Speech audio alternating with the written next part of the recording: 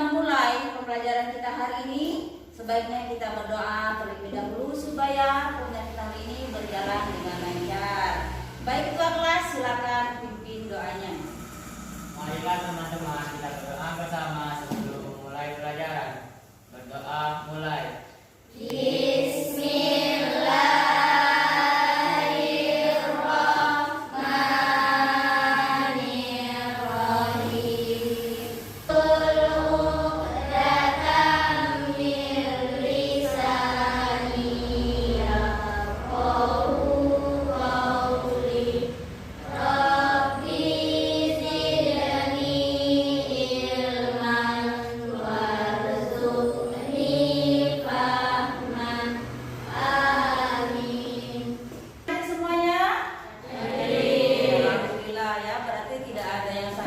Mejanya dirapikan dulu, baju-bajunya ya, lihat udah rapi belum? Jadi biar enak kita mulai pelajaran yang sudah rapi. Sudah rapi? Ya. Ini adalah kegiatan yang akan kita mulai hari ini. Apa kegiatan kita belajar hari ini? Yang pertama adalah menganalisis ya isi kandungan hadis riwayat Muslim dari Abu Yahya Suhaib bin Sinan. Yang kedua, tujuannya adalah mendemonstrasikan hafalan hadis riwayat dari Abu Yahya Suhaib bin Sinan. Yang ketiga, menyimpulkan dampak sikap optimis dan sabar dalam kehidupan sesuai isi kandungan hadis riwayat Muslim dari Abu Yahya Suhaib bin Sinan dengan fenomena sosial menyajikannya dalam tulisan dan tulisan. Ini adalah tujuan kita belajar hari ini. Ya, dari hadisnya Abu Yahya Suhaib bin Sinan. Baik, ya untuk meningkatkan rasa nasionalis kita menyanyi dulu lagu nasional yaitu Garda Pancasila. Silakan semuanya berdiri. Garda Pancasila, akulah pendukungmu, patriot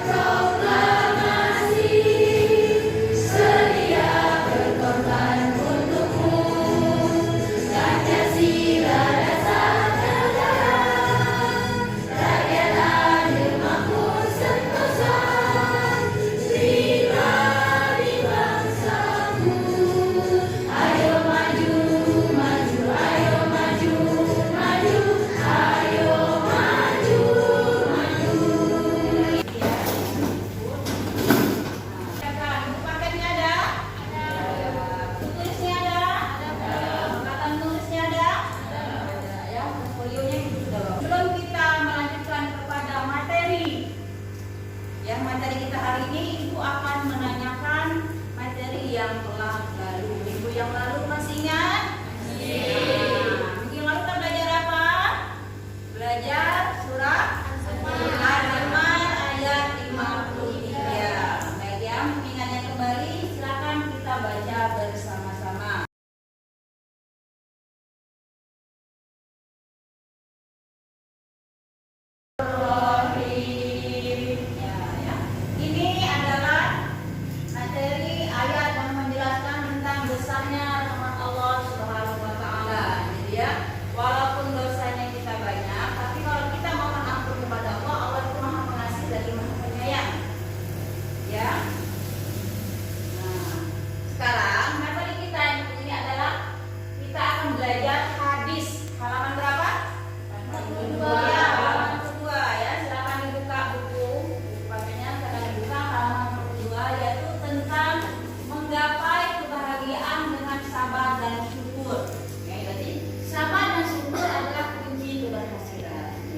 Jadi sebelum kita membaca hadisnya, coba kalian perhatikan dulu cerita sahabat Nabi. Dengarkan ya. Diriwayatkan oleh Ibnu Hibban dalam kitab Al-Thiqah.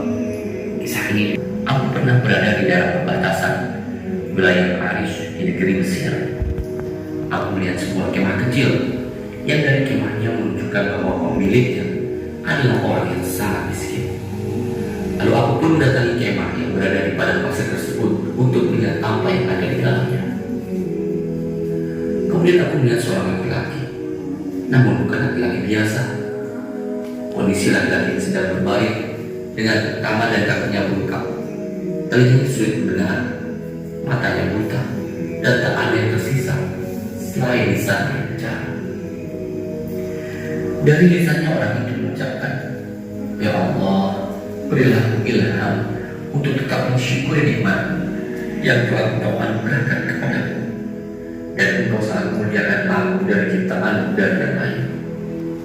Kemudian aku pun menemuinya dan berkata kepada orang itu, "Wahai saudaraku, nikmat Allah mana yang engkau syukuri?" Kemudian laki-laki pemilik jamaah itu menjawab, "Wahai saudara, diamlah. Demi Allah, seandainya Allah datangkan lautan, niscaya laut tersebut akan menenggelamkanku, ataupun api yang pasti aku akan terbakar, atau dijatuhkan langit kepadaku yang pasti akan meremukkanku. Aku tidak akan mengatakan apapun kecuali rasa syukur." Aku kembali bertanya, "Bersyukur atas apa?"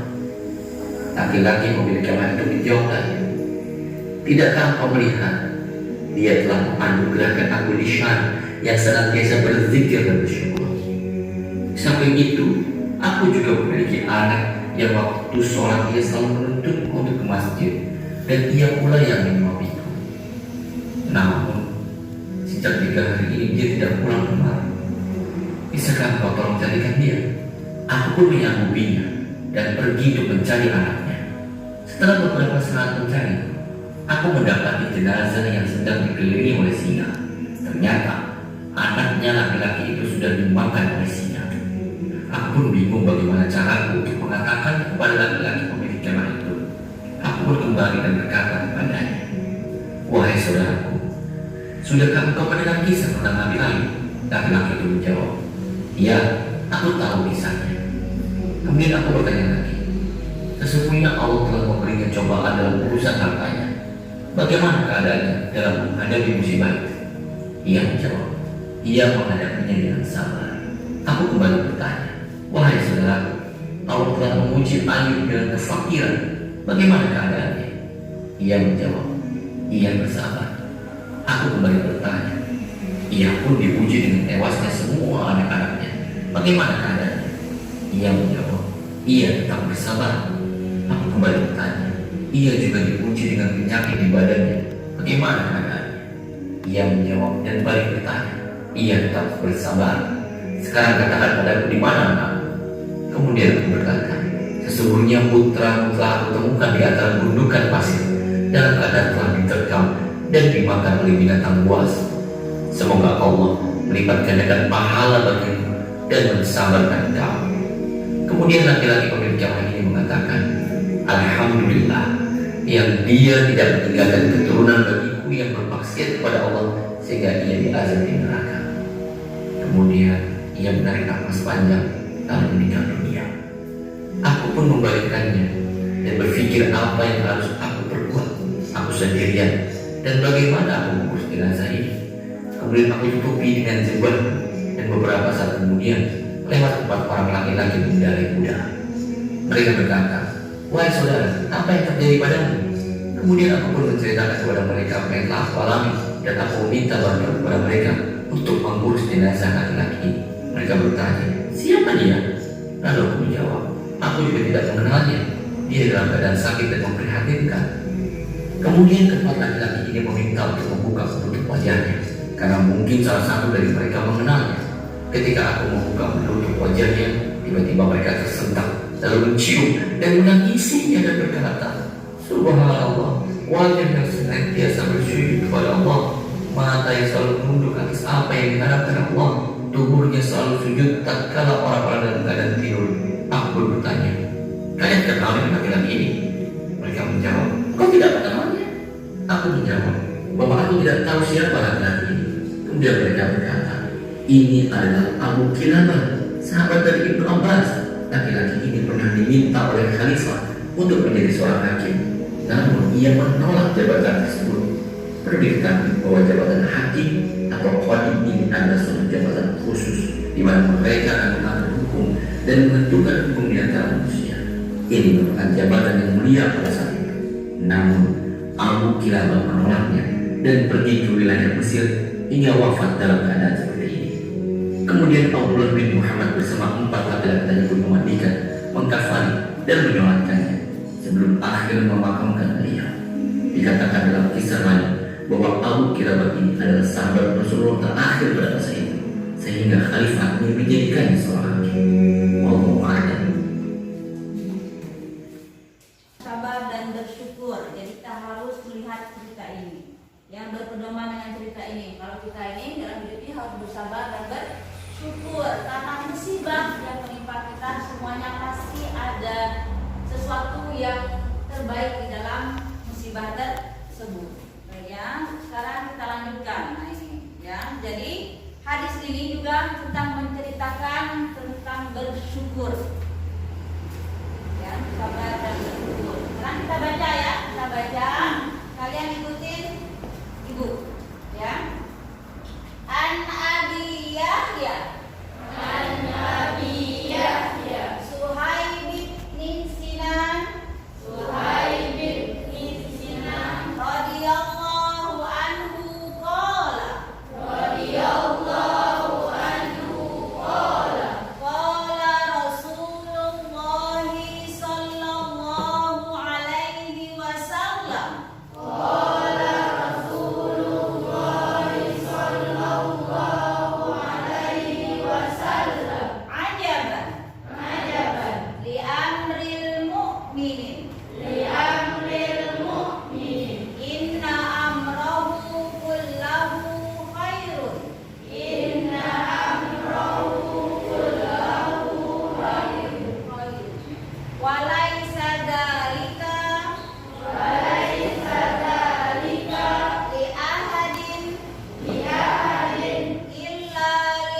mu'minin, inna amrahu kullahu khairun, walaysa dzalika li ahadin illa lil mu'minin, in asabathu sara'u syukran, fakana khairan lahu, wa in asabathu darra'u sabrun, fakana khairul lahu.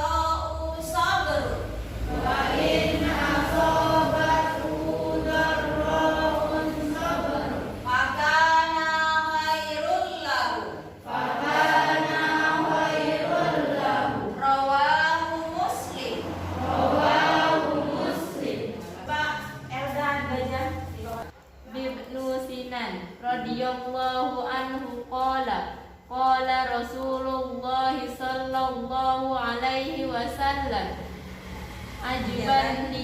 ajaban li amril mu'minin, inna amrahu kullahu lahu khairan wa laysa dzalika li ahadin illa lil mu'minin, in asabathu sara'un sukrun, fakana khairan lahu, wa in asabathu dara'un sabrun, fakana khairul lahu. Rawahul Muslim. Nanti dari hadis tersebut silakan Iqbal, kelihatan tidak? Kelihatan? Ini baca artinya. Dari Abu Yahya Suhaib bin Sinan radhiyallahu anhu berkata, Rasulullah SAW bersabda, alangkah mengabulkan keadaan orang yang beriman, karena semua keadaannya membawa kebaikan untuk dirinya, dan ini hanya ada pada seorang mukmin. Jika dia mendapatkan kesenangan, dia akan bersyukur, maka itu adalah kebaikan baginya. Dan jika dia ditimpa kesusahan, dia akan bersabar, maka itulah adalah kebaikan baginya. Hadis riwayat Muslim. Ya, artinya dari Abu Yahya Suhaib bin Sinan radhiyallahu anhu berkata, Rasulullah sallallahu alaihi wasallam bersabda, alangkah mengagumkan, ya, alangkah mengagumkan, alangkah mengagumkan seorang keadaan orang yang beriman, karena semua keadaannya membawa kebaikan untuk dirinya. Kamu beriman tidak? Beriman. Jadi dalam diri kita ini ada kebaikan, dan ini hanya ada pada seorang mukmin. Jika dia mendapat kesenangan, dia akan bersyukur, maka itu adalah kebaikan baginya. Dan jika dia ditimpa kesusahan, dia akan bersabar, maka itu adalah kebaikan baginya. Ya, jadi hadis sini mengajarkan kita bersabar dan bersyukur, ya, bersabar dan bersyukur. Jadi bersabar itu apabila kita mendapatkan sesuatu musibah, ya, kayak cerita Abu tadi ya, sahabat Nabi tadi, beliau itu buta, ya, buta, tapi beliau masih bisa melakukan sholat, ya, bersyukur sampai anaknya saja yang meninggal, ya, beliau menerima dengan ikhlas, ya, karena anaknya juga titipan, ya, titipan yang sewaktu-waktu akan diambil oleh pemberinya, yaitu Allah Subhanahu wa Ta'ala. Ya, jadi sama kayak kita juga, ya, kalau seandainya kita mendapat musibah, mendapat sesuatu yang tidak kita inginkan, ya, kita harus bersabar karena kita punya iman, kita punya iman, ya. Kalau kita ketika kita mendapat sesuatu yang parah, ya, kita bersyukur, alhamdulillah, berarti Allah masih memberikan kerjaan kita untuk menjadi juara pada hari ini. Nah, ya, perhatikan, syukur itu terbagi menjadi 3 bagian.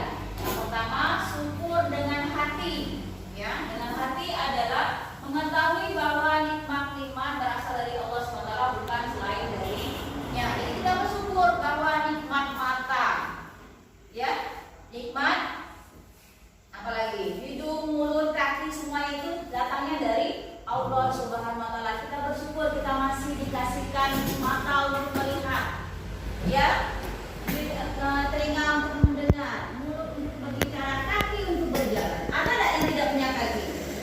Ada, banyak. Yang tidak bisa melihat itu banyak. Kita syukur dengan lisan, nah, ya, dengan mengucapkan alhamdulillah dan memujinya. Jadi ketika kita mendapatkan sesuatu, kita harus bersyukur. Kita melihat sesuatu jangan ke atas, ya, kita melihatnya harus ke bawah. Jangan lihat orang lain punya mobil, yang saya tidak punya, ya, orang punya TV baru kok saya tidak punya, ya, tapi lihatlah kepada orang di bawah kita.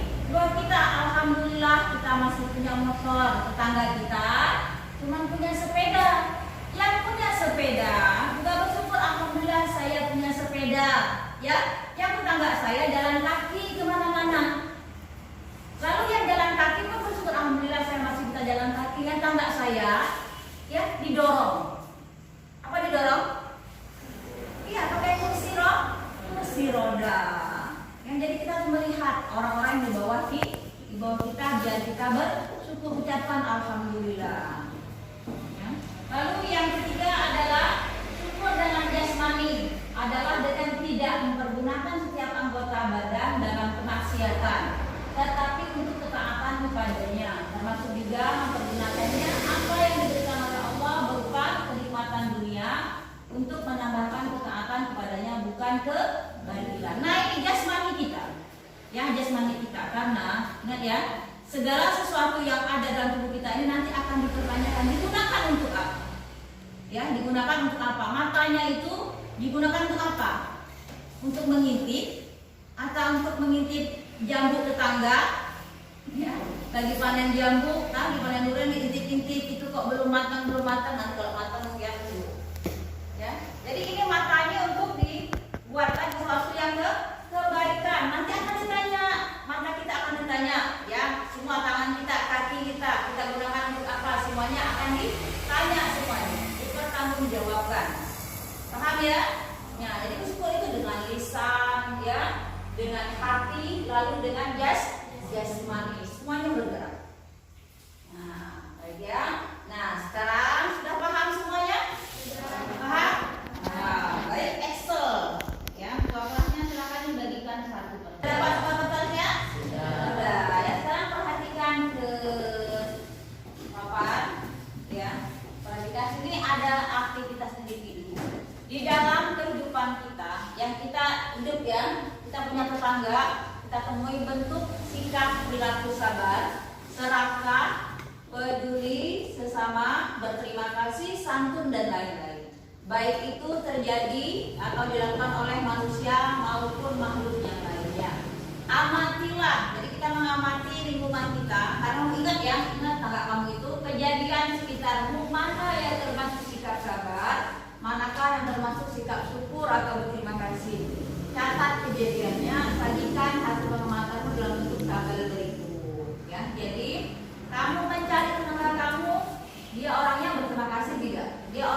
sabar juga yang kamu tuangkan. Seperti ini contohnya. Kalian cari, ya, kalian ingat, mungkin kalian tahu tetangga kalian yang suka hobi bersabar atau suka memberi, ya, suka bersedekah, kalian silakan tulis di kertas itu.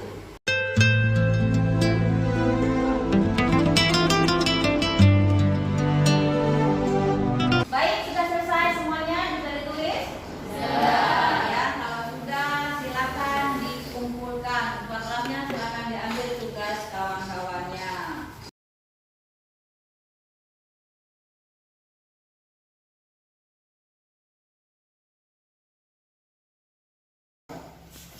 Oke ya, terima kasih. Nah ini ya, sudah dapat beberapa cerita ya, ini tentang kalian. Ya. Oke, ini nanti kita akan bahas. Kalau bisa nanti ini kita akan tulis yang bagus lagi, kita ulang, nanti kita akan tempelkan di mahir sekolah. Selanjutnya, nah ini ya, tugas minggu depan kalian. Ya, tugas minggu depan kalian adalah menghafal apa? Menghafal hadis tadi ya, hadis tentang bersyukur yang tentang An-Nabiyah itu dihafalkan ya, beserta artinya ya, itu dihafalkan. Tugas minggu depan. Karena tadi tugas sudah mengerjakan tugas, sekarang kesimpulannya, ibu akan memberikan kesimpulannya adalah yang pertama, kesabaran merupakan kunci agar kita selalu ditemani dan dibimbing oleh Allah. Jadi Allah itu suka sama orang yang sabar. Ya, sabar. Allah itu menguji keimanan kita. Sabar tidak kita? Ya, ketika kita diuji oleh sesuatu, sabar tidak kita? Allah melihat. Ya, kalau kita sabar, Allah akan senang kepada kita. Yang kedua, sabar menghantar seseorang menjadi manusia sejati, tangguh, elegan dan bermartabat. Ya, jadi kuncinya adalah sabar. Sudah selesai materi kita hari ini. Jangan lupa